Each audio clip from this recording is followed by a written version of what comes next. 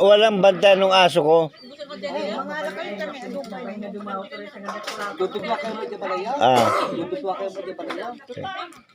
Walang bantay, awan ti bantay di aso ko. So nga hang mabalin nga iyawi.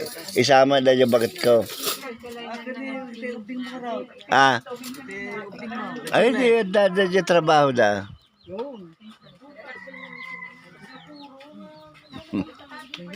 Kung napakalaga naman yung aso.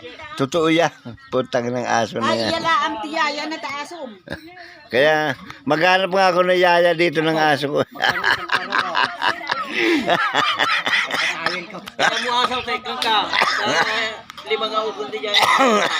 Saka depende, baka mamaya galit yung aso ko sa'yo. Kaya kailangan pogi.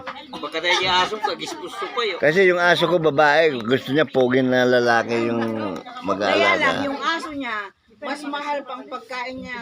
Magkano isang kilong pagkain niya? 600 isang kilo. Ano, yung kanin, kung tawagin, may 1,000 yun, yung pagkain nun. Tapos kung minsan sa mo pa hahanapin. Tagastaw yun.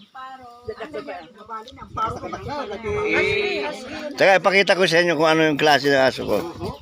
Iyawin mo ito, tapar kita yaw.